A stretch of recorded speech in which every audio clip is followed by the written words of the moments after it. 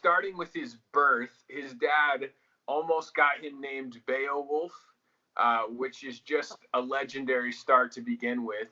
As a freshman in high school, he was starting for his JV team, and their starting quarterback got knocked out halfway through the season, and he became the starter for his varsity team as a freshman all the way through his senior year. We know that he stretches in sunglasses and a jock strap or less. Not just sunglasses, aviators, which is somehow cooler. It's somehow cooler. In college, it's more fitting. I don't know about cooler, but it's more fitting. There's so many things about his college career. Number one, he tried to break his own hand to get himself a medical red shirt to extend his college playing career. Little known fact, I just found out about this a little bit ago. He turned down Alabama to be their third quarterback in that battle to get some playing time at Mike Leach called him up and asked him if he'd like to lead the nation in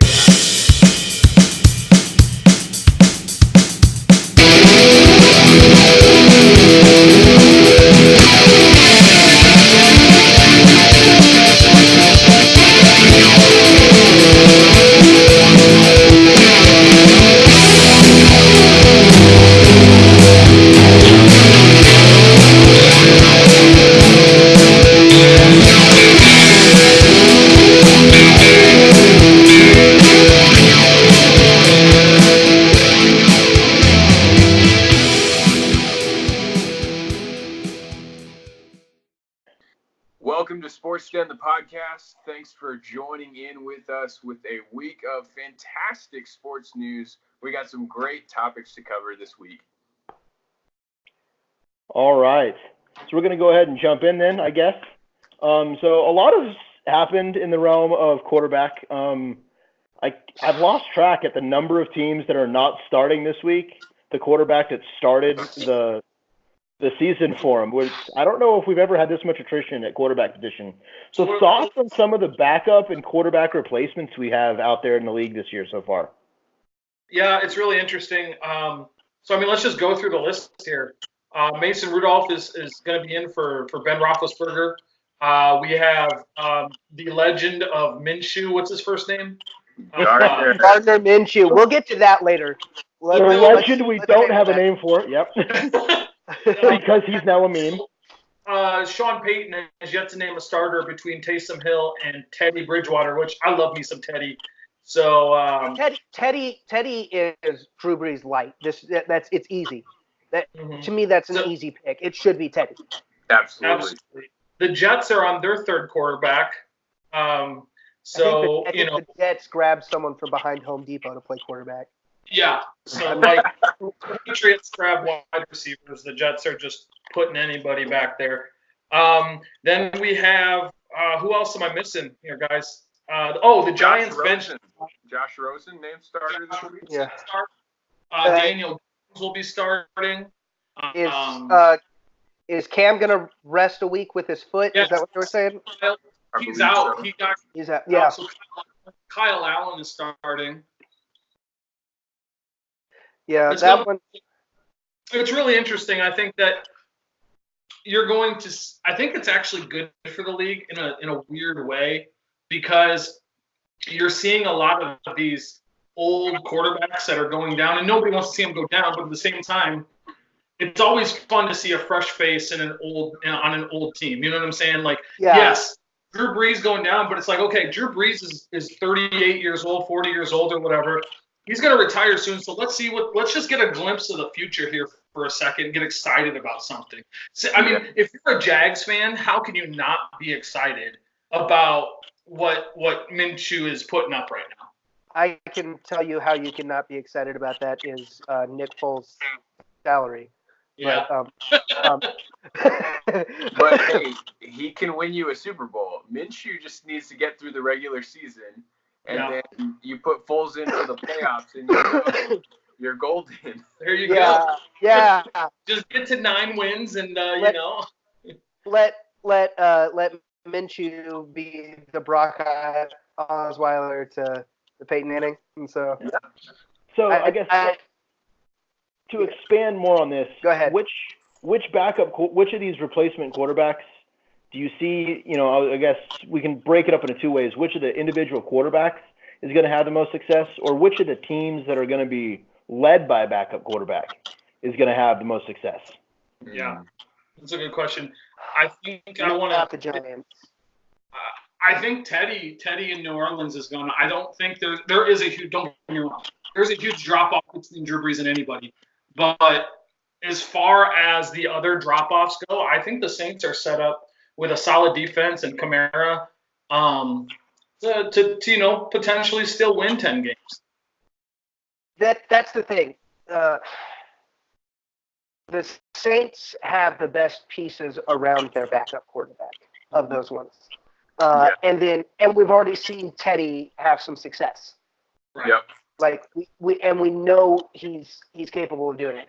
I do not trust Jones in New York. I don't trust whatever other person the Jets found. I don't trust him.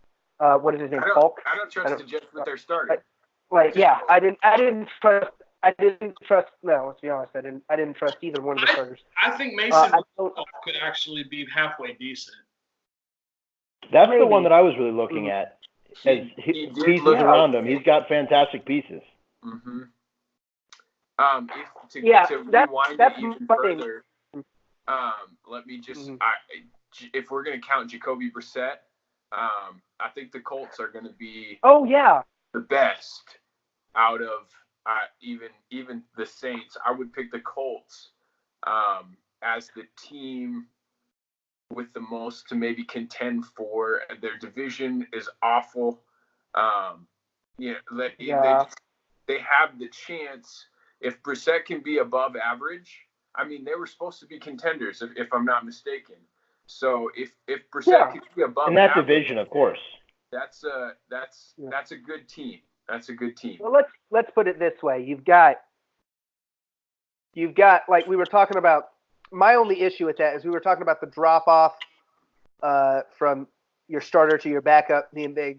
Man, Andrew Luck, photographic memory, the pro reads, absolutely. He was just an O-line away from being Aaron Rodgers.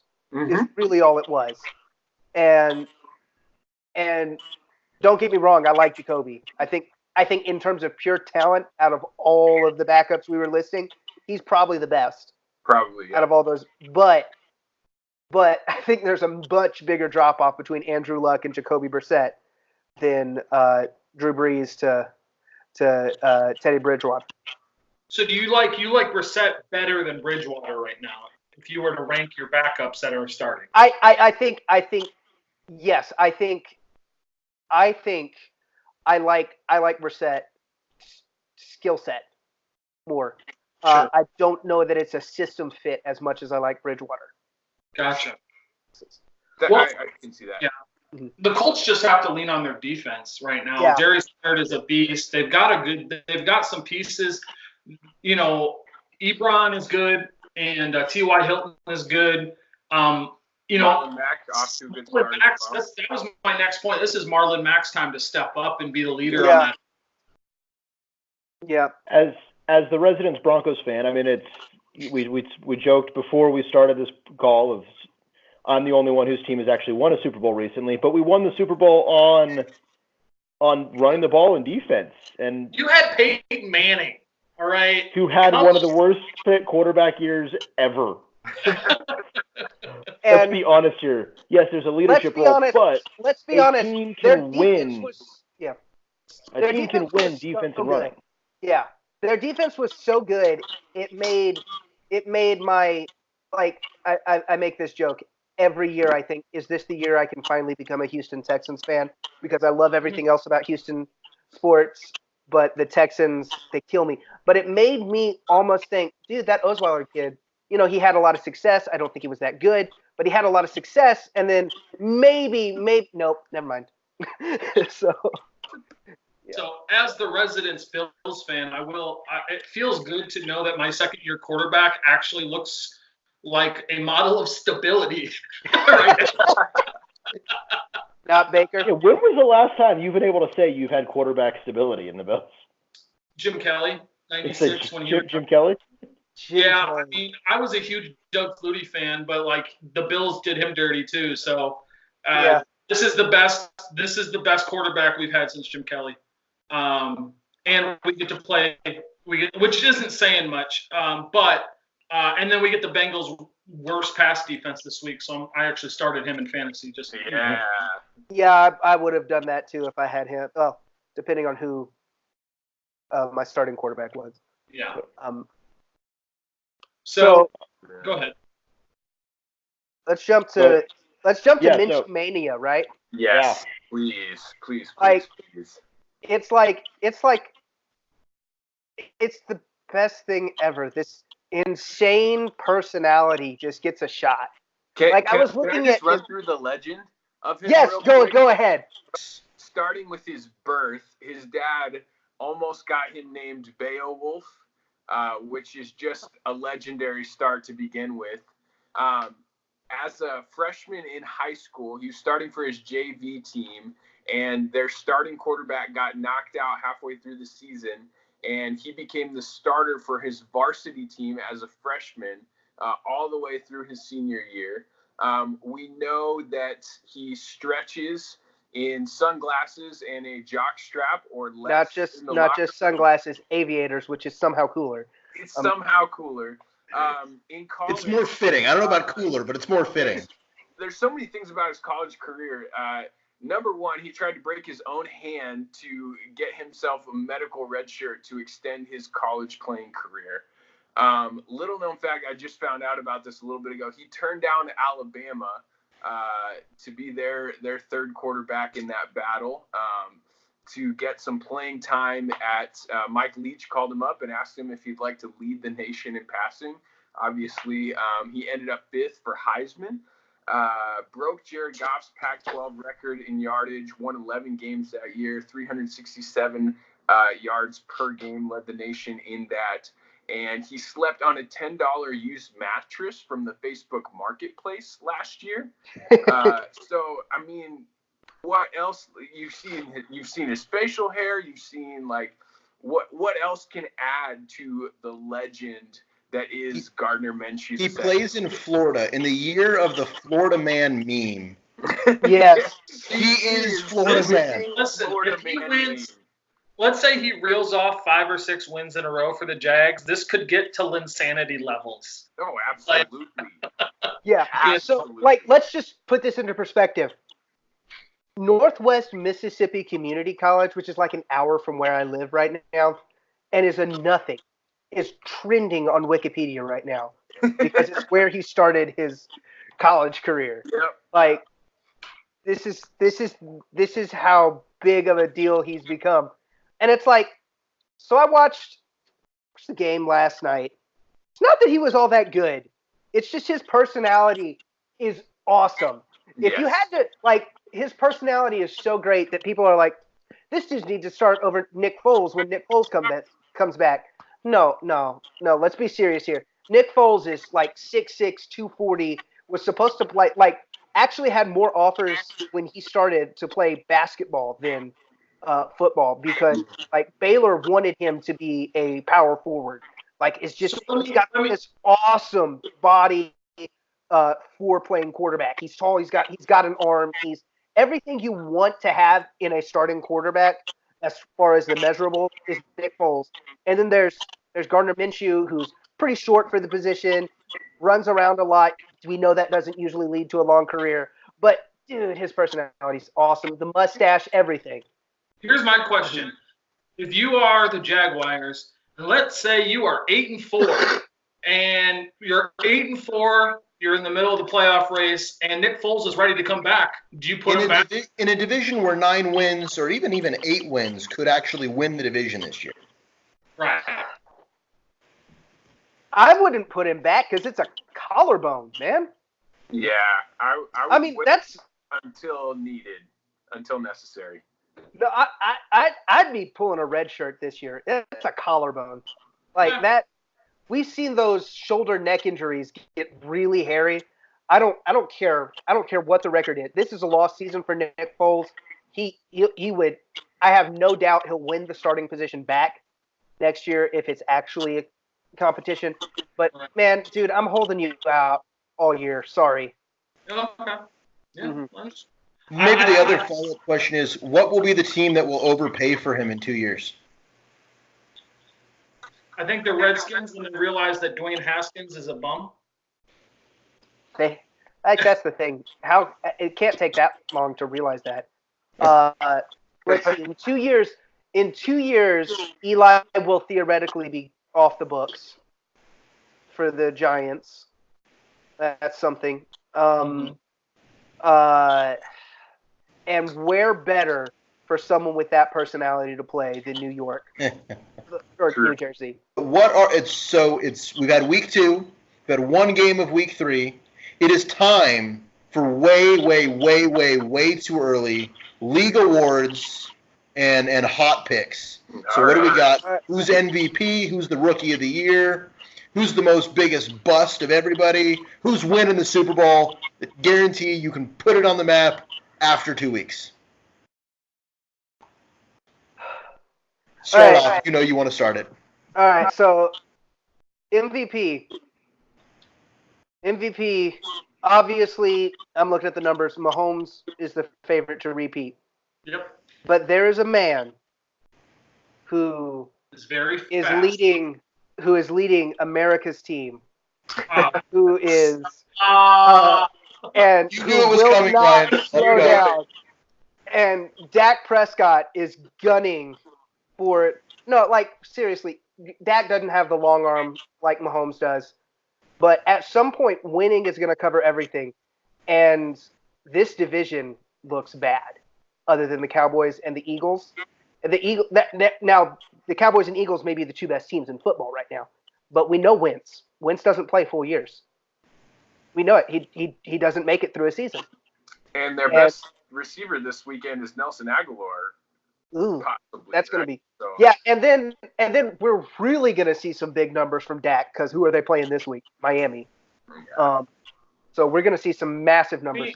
Spoiler alert, if you have anyone on the Cowboys in your fantasy team, play them.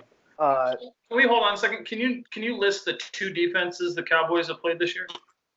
The 2 defenses they have played this year are definitely not good. Definitely not good. I will say that. But I don't really see them. They don't. Like I said, that division's really bad. They're not going to play a lot of good defenses this year. They're just not. So he's going to put up numbers. And he's going to put up numbers. That's my thing. Now, I think Mahomes is far and away the favorite to win. But if I was going to make a top 4 out of the first 2 weeks, like again, 2 weeks, it's Mahomes first, probably Lamar Jackson second, and then Brady's been awesome. And then now, if we're just looking at numbers, Andy Dalton's great, but there's some important numbers called wins that he has not accrued any of. So yeah, no. I would agree. I'm going to go out on a limb for MVP. If Lamar Jackson keeps doing what he's doing, I mean, okay. So here's my thought, right? They play Miami week 1, and he goes off, and Hollywood Brown goes off, and I'm like, great, but he didn't run the ball. Like it was all passing in that game. Yeah. Yep. So you're thinking, okay, Miami is historically bad, fine, and then he comes back against the Cardinals, rips them to shreds, but then he rushes for 120 yards. Like, this is the closest thing to Michael Vick that we have seen since Michael Vick. Yeah. And I think if Lamar can stay healthy and if their playmakers can step up, Mark Andrews, the tight end, Hollywood Brown, Mark Ingram's looking like he's 24 years old again. I started Mark Ingram at my flex over Shady. So yeah, I mean, absolutely. Yeah, because I think I'm going to go out on a limb and say Lamar Jackson, but I think this game, or the game that they have this week, Mahomes versus Jackson, is must watch. It is must watch. Has it been flexed yet? Is it going to get flexed? No, they don't flex until later in the season. So I think if Jackson goes, I don't know if it's in Baltimore or if it's in Kansas City, but if Jackson can somehow beat Kansas City, and let's say he goes for 250 and runs for 100, you got to start seriously considering him for MVP. Well, okay, I want to say this with a caveat. If we're gonna knock Dak for the defenses he's played, like Lamar has not played anyone either. But it's not like Kansas City's got a defense that I trust to lock him down either. Right. And so I don't know. I think Mahomes is the deal. Honest. I don't think Mahomes was a flash in the pan or anything. I think Mahomes is about to, and the Chiefs are about to rip the AFC out of Tom Brady's cold, dying fingers. I think we're going to be talking about Mahomes in 10 to 12 years the same way we've been talking about Big Ben or Phillip Rivers, like these just longevity, a lot of stats. As long as he can stay healthy, there's no reason he can't run this league. I'll give my rundown on MVP real quick. I would agree. I'd go Mahomes, Lamar Jackson, Tom Brady, Dak are both in that conversation. My dark horse has to be my man Dalvin Cook right now. He is the shining light of the Vikings offense and the leader in rushing yards right now in the league. And I think a fully healthy Dalvin Cook is a legit elite running back. I mean, you see the speed that he can get. He goes 0 to 60 in no time flat. If he is by your linebackers on defense, you might count that. He leads the league in 20-plus yards plays. And so that's just my dark horse non-quarterback pick at this point. But, yeah, I mean, all the guys that you said I think are just legit. I don't think Lamar Jackson keeps up with that pace, Brian, but I think legit top 5 fantasy quarterback for the rest of the year, no doubt. No doubt in my mind. He is forget for sure. And I've been a Lamar Jackson guy since he was in college. I've loved him since he was in college. He's turning out to who I wish Deshaun Watson could be. And I think he's who I think Deshaun Watson could be if Bill O'Brien wasn't his coach. That's good. He's also got an offensive line, which Deshaun Watson doesn't. Well, okay, yeah. Well, theoretically, they just addressed it when they got Tunsil. But it's just whatever. Yeah. So, anything spur there? Any thoughts on rookies? Rookie of the year, another one there. Who early in the season has jumped out on you? There's going to be a homer pick, I think, here that I actually somewhat support. I think I'm kind of for it, but I'm going to go with. Or go ahead. No, go ahead. Go ahead. I think offensively, you got to look at T.J. Hawkinson in Detroit. You didn't go the homer pick, okay? Yeah, here's the thing. Like, Devin Singletary's not playing this week. Watching this dude run over the last 2 weeks, though, I mean, he's gonna be the real deal. He's averaging like 8 yards a carry. Now they haven't given him the ball much, just because they've been giving it to Frank Gore. But there's a reason they cut Shady, because they knew how good this kid was gonna be. So he's out this week. We'll see how the hamstring goes. But I think they're saving him for week 4, which is our New England game. But I could see offensive rookie of the year, T.J. Hawkinson. Defensive rookie of the year. Honestly, this will be a homer pick, but Ed Oliver has just been a Aaron Donald light all over the field kind of guy. He's exactly what we thought. He's been really good. So it'll be interesting to see a tight end. That's a position. I don't know if a tight end has ever won rookie of the year. I think Kellen Winslow. Maybe? It would surprise me, based on who normally wins Rookie of the Year, if a tight end had ever won Rookie of the Year in the past. I don't know that. I think Josh. You guys are discussing. I'm going to do a little bit of research on that. But I hate this. I hate this. But Kyler Murray has had back-to-back 300-yard games. Yeah, absolutely. Like, I think here's my thing. His coach is an idiot, it looks like. I mean, it really does. It looks like his coach is a complete idiot. But the dude's actually got he's got the type of talent that wins Rookie of the Year. Yeah. He's flashy. And I love everything about Kyler Murray except for he's small. That's the only thing that really bothers me about him. I think he's looks like got my the heart, Madden he's got the creator. brain. He does.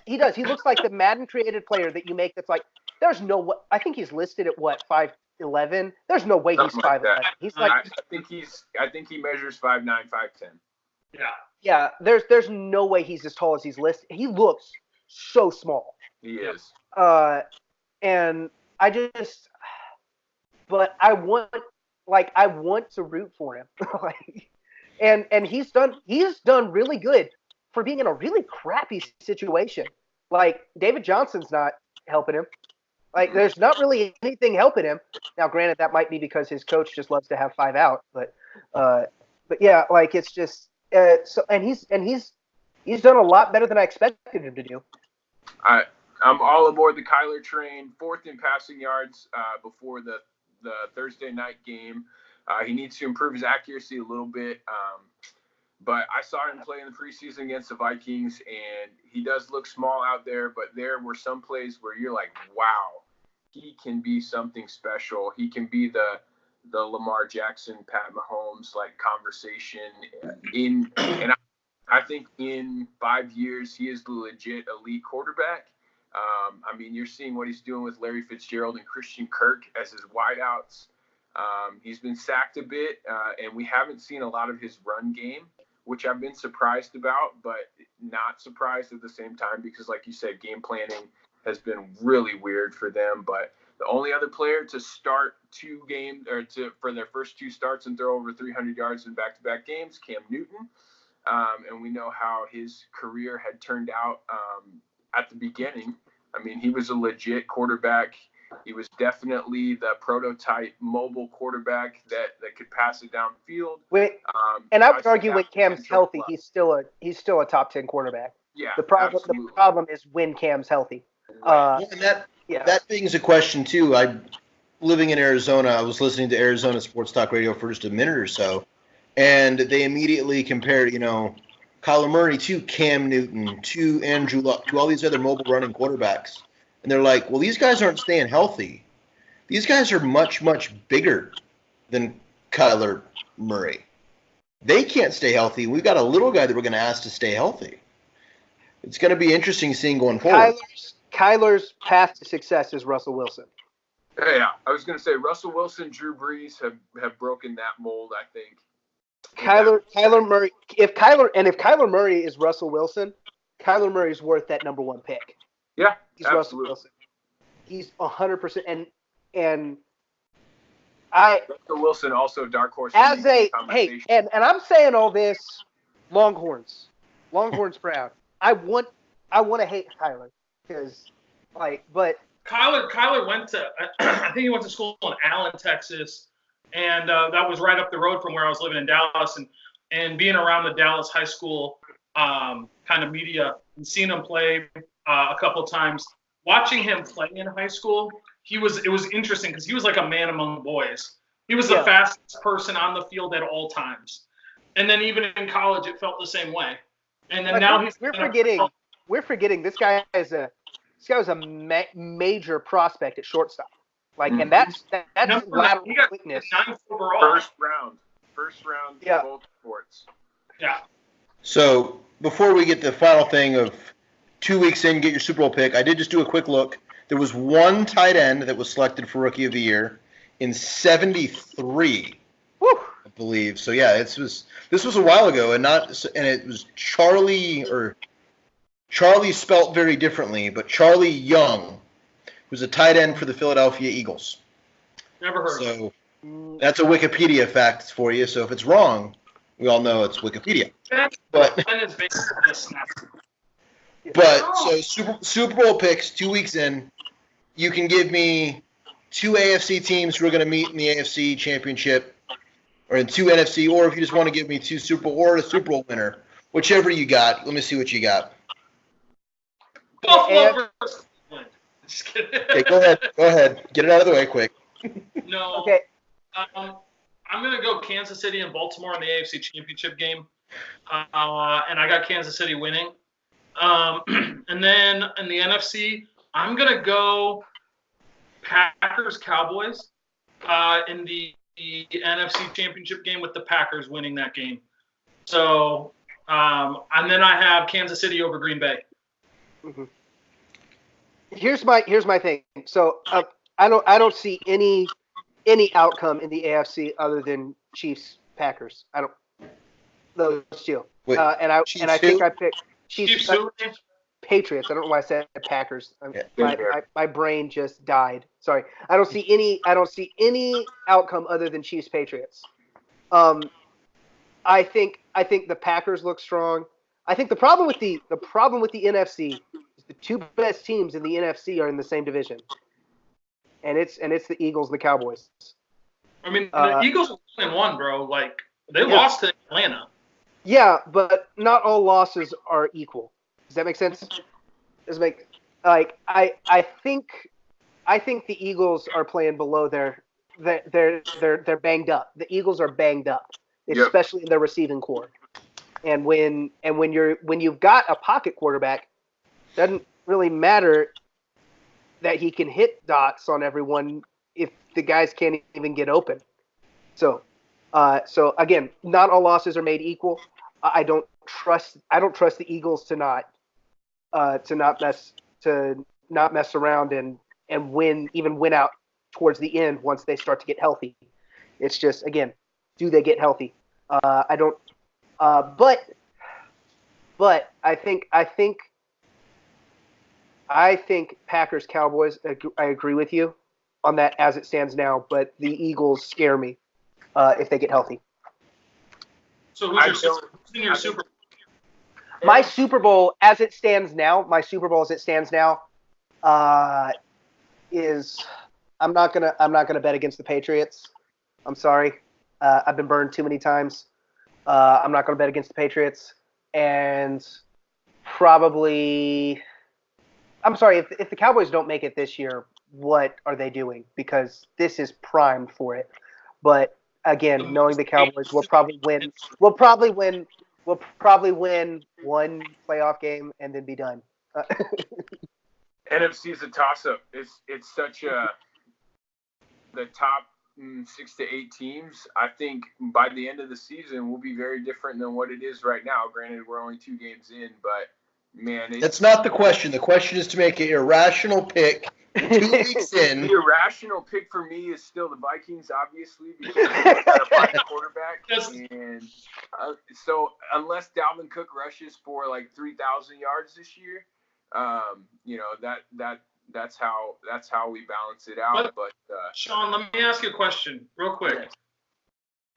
Would you, for one season, I'm not talking about moving forward, for one season as a Vikings quarterback, would you rather have Kirk Cousins or Kyler Murray right now? Kyler Murray. I love Murray, man. I'm on the Murray train, and I love Cousins.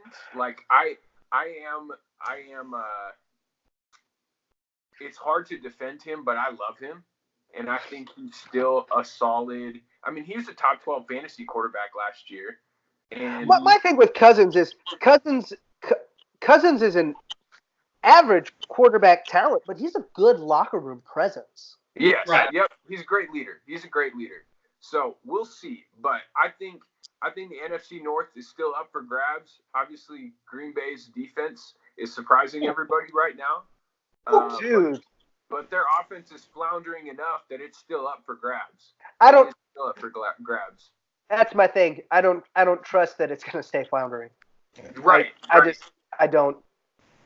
Until we see otherwise, though, yeah, it's still Cowboys. You're right. I mean, they've got the tools in place. Man, the division with the Rams, Seahawks, and 49ers, I'm just excited to see how that plays out. That is going to be a slugfest all year. That could be 10 wins. 10 wins in the NFC, and you're out. You could be 10-6 in the NFC this year and not make it. Yeah. Seattle could be a dark horse pick for me. They're flying under the radar. Russell Wilson, like I said earlier, dark horse MVP pick. Right now, if I'm gonna pick, because I don't honestly know who's gonna come out of the NFC, so I'll say Patriots Vikings with the caveat that who knows. But I'm locked in on the Patriots winning the Super Bowl this year. All right. Well, so we went to the top teams who we think are going to be the top teams in one sport. We're going to do a transition to another sport. We're going to talk some baseball. We've got some great teams in baseball. We also have some bad teams in baseball. We've got teams that are doing amazing, mind-blowing things, both good and bad. So I'm going to kind of lead this off. We can get into specifics if you want to get more specifics, but a general question is, it's really crazy looking at this year. Is the top of the league better at being good than the bottom of baseball is at being bad? In the AL, no. No, like the Tiger, like, don't get me wrong, the AL teams, the Yankees and the Astros, are like historically good this year. I don't fully buy that the Yankees are keeping pace with the Astros. I think some like run differentials and stuff like that bear that out. That the Yankees are not quite as good as the Astros, but in terms of win pace, those are historically good win paces. But dude, like the Tigers and the Orioles are so bad. I was looking at this. Like there's one team in each of the National League divisions that I don't know that I would I don't know. Really, the West isn't as bad, but there's one team in each of the divisions that's like 48, 49. No, both the Central and the East have a team that is already 49.5 games back. Like, that's crazy. That's really bad. The Orioles and the Tigers are really bad right now. But they're doing exactly what the Astros did to get this good. So. Very true. I like that. I would agree. The bottom is historically bad, but I mean, all the AL contenders are contenders. I mean, they're legit. I think it's Houston. I mean, look, Houston Yankees both have 100 wins. I think the Twins can get there with the rest of their season. I mean, they're playing Detroit and Kansas City for the last 9 games, so they're at 94 that wins helps right now, and so I think they're good. I mean, this is not a down year because those teams are so bad, but they are historically bad. Absolutely, Detroit is with that run differential that's unreal. That is video game type. What was the actual run differential? They're like negative 309 or something. It's 315 right now. Woo! 315. Oh, that is awful. That is awful. And then in the National League, it's not as bad. It's tough as a fan who's in one of those teams at the bottom. It's bad, but it's not the same different. Dude, this could be. We could have like, oh goodness, NL Central. What are you doing? Oh, yeah. Every other division could conceivably break 100 wins for their pennant. Mm-hmm. Yeah. And in the NL Central, it looks like it's going to take like 88, maybe. We beat up on each other. I'll tell you, like the Cardinals, Cubs, and Brewers. It's just a slugfest all year. Yeah. As an Astros fan, when we were in that division, yeah. Oh, I love it. Here's what I don't understand. Maybe you can shed some light on this. But like when the Astros were in the NL Central, we would love a 3-game series with the Astros because we knew it was going to be a sweep. They were so bad, and then they go to the AL, and what happened? Okay, because they were tanking when they were still in the NL. They were in the tanking process. They were like, look, we're in the bottom out, and then all of a sudden they got all those draft picks, all that. They swung the Verlander trade, and it's been history since. Yeah, they've been crushing it. Like the Tigers and the Verlander trade. Like, it's pretty fitting that the Tigers could do squat with Verlander, and he was so dominant. The interesting thing with the Tigers, or not the Tigers, the Astros being as dominant as they are, looking at like the run differential and everything like that, yes, there's a run differential itself, but the reason why that number is so high is they're in the top of the league, not the top, but they're in the top percentage of the league in runs scored, and they've given up, I think, the fewest runs. They've given up the fewest runs in baseball. So it's they're pretty easy. scoring, and they're not letting anyone else score. It's pretty easy to not let anyone else score when you got Garrett Cole and Justin Verlander. Yep. Like, I mean, what's crazy is Garrett Cole is one of 18 people to have 300 strikeouts in a season. One of 18 people. And I'm not convinced he's the best starting pitcher on his team. He's going to lose the Cy Young to someone else on his team. Yeah. Like, it's just, it's insane. And I love it as an Astros fan. I love it. It's the best. Swinging back to the NL Central real quick, it's really interesting to me. I think the Brewers have won 11 of 12 to put them in contention here for the division, or at least the wild card. And all of this has been done with Christian Yelich on the bench with an injury. Like, it was as if they said, okay, Yelich is out, and now we're going to decide to be good, because we've been fairly mediocre the whole year.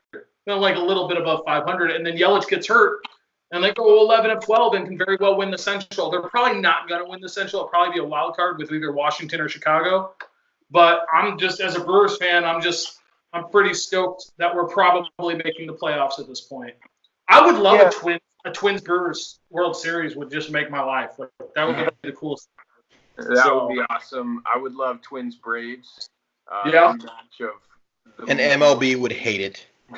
Okay, here's what I would love, selfishly. So I live in the Memphis metro area. So that means I live just about 45 minutes away from a minor league team for the Cardinals. And this is Cardinals Central. Really? And this is Cardinals country. Everyone lives, breathes Cardinals. I would love for the Cardinals to get to the World Series and then get swept by my Astros. I cannot think of a thing I would enjoy more. Is getting to go into my place of business with all my Astros gear on after they've swept the Cardinals. I can't think of anything I'd enjoy more. So we do cover a lot of the NBA in this, and some big news came with the NBA that actually, if enforced, and I think that's going to be the biggest question about all these things, is the NBA does have a habit of, we're going to make all these rules, it's great, and then we're actually never going to enforce anything until someone makes us do it. But today there's rules that have come forth that could very well change the course of basketball as we know it if these rules are enforced with the anti-tampering rules. What are you guys' thoughts regarding there? Well, let me read them out real quick. The maximum fine went up from like 100,000 to 10 million. Teams can lose draft picks. Executives can be suspended. That was already a thing though, because sorry, Sean, but Kevin McHale got suspended for the Joe Smith thing. But contracts can now be voided, which was not a thing back then. And then in addition, the teams have to save all their communication with agents for a year, and then they can and the team will randomly audit up to 5 teams every year. So, like, this is a big deal. This is intense. I think it needs to happen, especially after the tampering that happened with Golden State. That was 100% on the league because the league decided to inject all of the salary cap bump from the new TV deal in 1 year instead of gradually building it up. If they hadn't done it, Kevin Durant couldn't have gone to Golden State. It's the league's fault. Yeah, I think it's a huge deal because, I mean, it just seems like every year one of these superstars goes to another kind of super team, and we're all kind of wondering, like, how did that happen? How did that come to be? And so if tampering, Kawhi to the Clippers, not saying that there was any collusion or tampering going on there, but I know that there were a lot of people murmuring about it and wondering, like, how did the little brother Clippers get in over the Lakers on the biggest superstar free agent, stuff like that. Well, here's the thing. Here's the thing with that. There's already people claiming that Kawhi's Uncle Dennis, who's basically his handler, they're already claiming he was asking for stuff outside the CBA. He wanted more than what he could actually earn. Right. And he was wanting other kickbacks and stuff. And so the theory is that Kawhi is getting that from the Clippers, and they're going to find it out and these collusions, and it's going to void Kawhi's contract. Well, if that was true, there's no way Steve Ballmer would have voted for these collusions. And I'm looking right here. Adam Silver is quoted in ESPN saying the provisions passed unanimously, and there's a strong view of every single person in the room that we need to ensure that we're creating a culture of compliance with these rules. So, so it's going to happen in a way that someone's going to get caught for something. It's not going to be Kawhi. It's not going to be Kawhi. Well, and the other question is, are these retroactive or are they in the future? Like, hey, they're probably in the future. Everything you've done so far, you know what, you're good. But from here on out, keep it on the straight and narrow. I would say from here on out, I don't know how you enforce this because we already had this offseason. Kevin Durant and Kyrie Irving both announced they were signing with the Brooklyn Nets, and the Brooklyn Nets are like, "You are? Cool. We didn't know about it." Yep. So I don't know how, it's players are choosing stuff. So I don't know how you enforce it. I really don't. Well, I think it's a player. Go ahead, Sean. No, I think that's exactly it. Is if they're going to, it's really going to have to start narrowing on the players and what, I don't know how they enforce that either. But it's a lot of more so you're seeing it on the player side rather than general managers and the agents and things like that, where it's going through different channels. And I mean, the same thing with the Lakers, like Anthony Davis, LeBron, there's something going on behind the scenes. That there's been conversations going on and things like that. So my question is, as the NBA has lined this out, is what are they going to do to kind of define some of these boundaries to make this happen? Or do they? Or do they just bark really loud and then, you have these big things, which I love. I love some of the stuff that they're implementing, but at the same time, some of the enforcement is going to be a little tricky. We've hit a weird point. We've hit a weird point in the NBA where it feels like Rich Paul and Maverick Carter have more power than Adam Silver and Mark Tatum. Sure. At times, for sure. Mm-hmm. Go ahead, Brian. Here's what's interesting to me about this whole thing is it seems like with the advent of social media and everything like that, the players have more power and more control, it seems like, than anybody else. Because we as the consumer, we're not there. We're not watching the games because we love the executives or the people making decisions. We love the players. And that's what we want. And so the players I feel like, are using not necessarily directly, but indirectly, this power of social media and the power of personal brand to really call the shots in the NBA and says, listen, I want to go play for this team, and this is how it's going to be. I mean, it just seems like the owners and the league have, I don't know if they have any official less power, but it sure feels like they have a lot less control than they did maybe 15 years ago. Okay, so here's the difference between basketball and baseball and football. There's 5 guys on the floor. Yep. There's 5 guys on the floor. And so that means there's a lot more of the spotlight to go around for 5 guys on the floor. In baseball and football, I'm a fan of the Astros and I'm a fan of the Cowboys. Exactly. In basketball, I'm still a Rockets fan, don't get me wrong. But when I think of what I enjoy the most about basketball, it's not necessarily I love the Rockets winning. I love it when they win. But the first thing I'm thinking about when I enjoy in basketball is like when Giannis jumped over Tim Hardaway Jr. I love Kyrie Irving dropping someone to the deck. I think of players I enjoy before I think of teams I enjoy. When Golden State comes to town, and looking in Phoenix, because you can't. If you're a Suns fan here, you can't do anything. Golden State comes to town, people are so excited because they get to see Steph play. They're not excited about seeing Golden State play. They were excited about seeing Steph and KD come to town. That's exactly. Even if you're excited about all 5 of them, you're still excited about individuals, not the team. Yeah, there are 2 games in Minnesota that are guaranteed sellouts, and it's when Golden State comes to town to see Steph Curry, and it's whenever what team LeBron is on will come to town. Those are guaranteed sellouts. No matter what, no matter like if it's a weeknight, school night, whatever, those games are sellouts guaranteed in Timberwolves because everybody wants to see LeBron. Everybody wants to see Steph Curry and KD and the squad play. You know that. Right. It doesn't matter where it is. And even as and just to piggyback off of Jonathan's point, he's 100% right.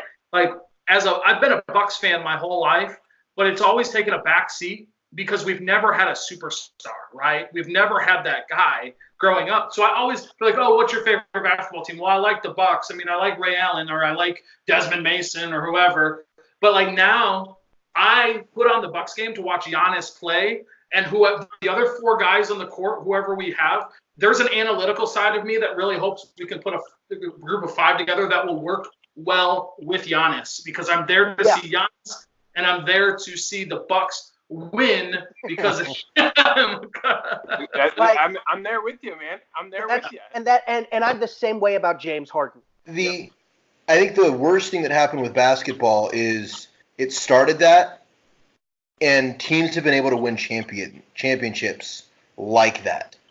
It was Boston Celtics did it first, and then you have Miami, and then Golden State. Well, I mean, you look at the Jordan Bulls, and we look at individuals there, and Jordan even that, but it was still we always refer to it's the Jordan Bulls. It was the Bulls that was the brand of the Bulls. Even Jordan couldn't quite. He has maybe post that, but at the time, Jordan was a member of the Bulls. It wasn't. Right. What really started this was that first LeBron finals he made. I know he got swept by the Spurs, but it was the Spurs versus LeBron. Yeah. And then what kicked it into overdrive, and I wish Jordan was here. I wish our Jordan was on this pod. What kicked it into overdrive was Dirk winning that championship against the Big Three Heat. Mm-hmm. But even then, that Big Three Heat team was there. But if this hadn't have worked, it's one reason I'm a guess as a Homer Nuggets fan. Yes, I always want them to win, but it's kind of one reason why I really want to see them do well. And if the Nuggets can win as a team, because yes, as you know, they've got some big guys, but neither one of those guys is a huge marketed superstar. And that's what I like about the Nuggets. And I want Jokic to be that, but he's not. I want Jokic, but he's not. So if they win, it's the Nuggets won. Yeah. Which would be great to see that can still happen. Jamal Murray and Nikola Jokic, they play off of each other, and they're kind of this Stockton Malone kind of not that good, but they're that kind of they play off of each other. And you look at the Nuggets, and so like here's the thing is like I don't necessarily watch a lot of Nuggets basketball. So on paper, when I'm you don't get a chance to, the Nuggets. Why are the Nuggets this good? They're not. I can't think of anything that jumps off the page. But they play team basketball, right? Yeah. So you have this kind of top-heavy superstar. If you notice, the 3, 4, and 5 seeds in every conference tend to be really good teams. You got the top 2 seeds that have these superstar players, but I would even look at so you can look at the Pacers before Oladipo went out. They were a really solid 4 seed. You could look at Memphis in their good years. The Sixers, they didn't have great. Go ahead. Yeah, Memphis in their good years is a great example of that. Yes. Like Ben just said. The Hawks were a really good example of that. But so on that thing, so we've covered a few things. As a nice final topic, we've got recently coming out. Madden's coming out and 2K20 are coming out, and they always kind of come out the same thing. What is the greatest sports game franchise that you can imagine? Now, these could be franchises we don't see anymore. These could be franchises that, for whatever reason, through stupid licensing deals that we don't get anymore. There's certain franchises that I think would be great, but they're not great because of the license deals that they've got. The fact that Xbox can't get a decent baseball game is completely... I don't get it. It doesn't make any sense in this world. Like, Yeah. How do you exclusively do that from a baseball perspective? Maybe Again, that's another reason baseball's that's failing. another one of baseball's issues. But what do we got here? There's the two big ones, but any others that you've got? Here's a dark horse one, and it's funny because I'm not even a hockey fan, but NHL '95 on Sega Genesis. Dude, I love that game. That game was so much fun. Like I playing The that. only reason, yeah, go ahead. No, I was just saying me and my brother used to play that for hours. And even so I'd go NHL '95, and then I would go 2K5 for Xbox was probably my other favorite game. NFL 2K5? NFL 2K5, yeah. That one was awesome too. The NHL. The thing I love about NHL, and it's an underrated one because I would never mark the NHL games as there, but I know the last one I played was somewhere on Xbox 360. They realized how good NHL 95 was, and even on Xbox, they'll put here's a control setting with modern players, with modern graphics, but are doing our best to recreate NHL 95. Yeah. Yes, here's your crazy things that you can do with the stick controls that we can do now, but no, here's a simple control scheme that's just like the Genesis or SNES. That's what I played it on. But no, it's go out and just have fun. This is exactly great. So I am a hockey fan purely based on two things. One of them, NHL 95. The other thing is when the movie version of The Miracle on Ice comes out. When that movie Miracle comes out, my dad grabs my brother and I, sits us down, and goes, "I am about to show you the proudest moment in my American life." I love sports video games. I think, Sean, for those of you who don't know, Sean and I are both youth pastors, so that pretty much means we're like borderline pro sports video games people anyway. Like, so,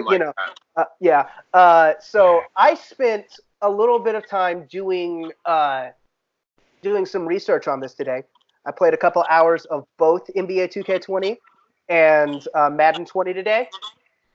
I think the one I'm experiencing the most joy out of right now is probably Madden, and that is probably because I feel like it does a better job of being a simulation experience, and I'm way more into the simulation than the arcade-ish type of stuff. Same. And I know, I'm an arcade guy. And I know this sounds weird because another one of my favorite sports franchises is NBA Jam, but and I wish they'd bring it back. But I think I like the 2K franchise as a whole. I think it's a little stronger than Madden has been in recent years. Yes. But I hate the microtransactions. Yeah, I do hate the microtransactions in that, but I actually won a local competition and got a whole bunch of VC, so I was able to make 2 different My Players and actually try it this year, and it's fun. I definitely built one wrong, and it kind of frustrates me, but at least it was free money, so so there's that. But I do hate the microtransactions, and I think that's probably why I'm enjoying Madden more, because I don't really play Ultimate Team much. But my dark horse franchise, Tony Hawk Pro Skater. Oh, that was my number 3. So it's hard to put that one as a franchise because the first one and like the second one were that franchise fell so hard. It died off. That so franchise hard. That soundtrack is still like the best soundtrack ever. Yeah. Think of it, I'm a Superman. Superman by Goldfinger, dude. That song, love it. I love it. I will say this is weird. Do you ever have random weird things from your childhood that you remember that you shouldn't remember because it's not that important? When I was playing, I grew up on Sega Genesis, then transitioned to N64, and then we were Xbox kids all the way up through the rest of it. But Madden 95, we got it the same year, NHL 95. There was a code you could put in at the beginning of the game, ABACACA, and it would allow you to unlock the expansion Jacksonville Jaguar and Carolina Panther teams. And they were all 99 overall. So we would play with Carolina and Jacksonville all the time because it was the most fun. I remember the first year the Bobcats became a franchise, and NBA Live did that. Oh yeah. So Yep. it was the year before there.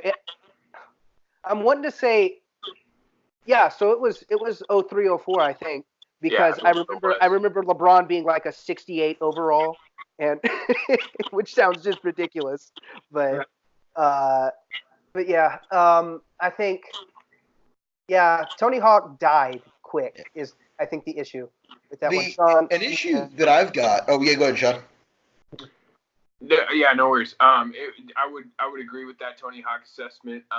3 was playable, but just wasn't the same as the first 2, and it got away from skating and became a video game rather than like actual whatever.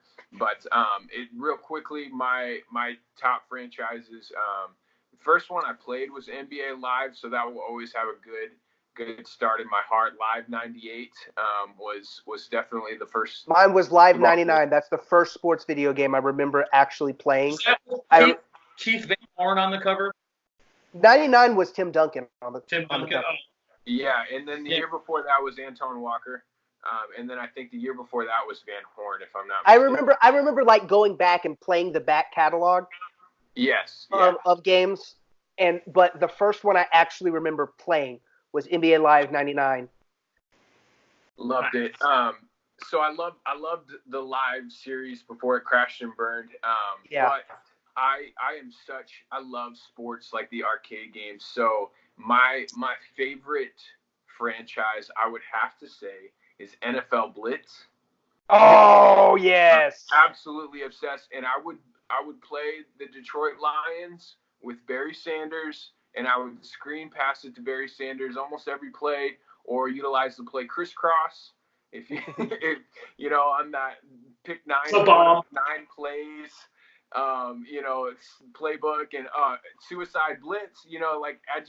NFL Blitz was just my favorite franchise. NBA Jam very close second. Tony Hawk, and at this point in my life, I would rate 2K over Madden, but it's a slight edge, and it's probably based on how little Madden didn't adjust, maybe in the last decade or so, comparatively to 2K. But both are definitely solid games for sure. So yeah, I'm in the in between on that because actually the adjustment that 2K has made has kind of actually been my frustration. Is 2K, I think, is too focused on rewarding good players. Sure. So if you're not good, which I am not great, they've made it so it's really difficult to actually enjoy the game. Yeah. I can play Madden and have why? Because part of it you've got 11 other guys you're not controlling who are not schlubs, but it's so difficult to get good. No, like shooting threes, trying to build. I desire to build a nice 3-point sharpshooter guard in 2K. Okay, cool. Are you any good at shooting free throws? Are you any good at this mini game we have for shooting threes? No. Congratulations, you're not going to be. But I want to be good at shooting threes. It's built so much on rewarding players who are. And then those are the only players that can ever actually get good stats already. So it's like, wait, you're good. That's how you get good stats. I think part of that is the esports side of it. Yes. So NBA 2K has an esports league, and so they've had to lean into that really hardcore. And it's from the last few years especially. And Brian, I think you played some competitive Madden, right? I did. So from not to brag. From Madden 05 to Madden 16, which is 12 years, I think, or something like that. Either me or my brother won the Wisconsin tournament, the official Wisconsin Madden tournament. Now, when I ever got to regionals, I would always lose in the second or third round because those guys are ridiculous. But in 2000, here's something fun. Before I did any competitive gaming, like real competitive, 2006, the one with McNabb on the cover. I was ranked 8th in the world on PSN. So wow, that's cool. Yeah. So here's just to give you some framework. I don't remember what my record was But I took, it was over 500 wins that year. And I basically averaged and said, hey, a game takes about 45 minutes to play. And then, so I took that number and multiplied it by the total number of games I had played online. And in the year 2006, it was over a literal month of gameplay. Well, that was my senior year of high school. So, yeah, I would literally get home. I would never do homework. I did all my homework at school. I'd get home from school about 3:30. I would play until 10 and then go to bed. That was my life, my senior year of high school. I'd go to youth on Wednesdays, but that's it. Like it was Madden all the time. And I wish I was born in the wrong era because I could have capitalized on that with money and stuff, with all these tournaments and stuff. But no, I was ranked 8th in the world. I had, I think, 500. I was like 550 and 96. I think something along those lines. I don't remember. So, but yeah. So, well, on that thing we've got there, so let's end this podcast by saying a rest in peace to fantastic sports franchises that we either have died before. You mentioned Blitz and NHL. NHL Hits. Tecmo. Hits was fantastic. Tecmo. NFL Street. Oh, the Street franchise Street across the board by EA. Those were awesome. Every one of them. DJ Cucumber Slice was my boy. Like Backyard Sports. I mean. Oh yeah, Pablo Sanchez. Pablo Sanchez. And then another one that I'll give, and we know why it died, but figure out a way to bring it back. NCAA football. When I thought back, like honestly, what game brought me the most joy playing? NCAA brought me the most joy playing of any sports game ever. I look back, I honestly think NCAA football 14 was probably my favorite. That was probably my favorite, and I was a sophomore in college, I think, that year. And I think that was the most joy I had was 14. Absolutely. 06 with Vince Young, my man. Oh yeah. No, it was not. No, it was not. That was quarterback number 10. Stop it. We all know it was. I have one more that's kind of borderline, but I'm going to count it, is the SSX Tricky franchise. Oh, yeah. Snowboarding franchise. I freaking love that. Yeah. So, Top Spin Tennis was okay. Let's cut that. No, let's end with the NHL or NCAA. But, all right. That's it. Anyway, thank you so much for joining us. And remember, like, share, subscribe. We're now available on how many platforms? We're on a lot. We're on Spotify. We're on Apple Podcasts. We're on Google Podcasts, which I didn't even know was a thing until I got an email from our service that we're on that. So, guys, give us 5-star ratings. Those are awesome. Like, share, all that. We'll think of something to do for 5-star reviews if you give us 5-star reviews. So we'll event something. Give you credit for that. So, all right, bye guys. Bye.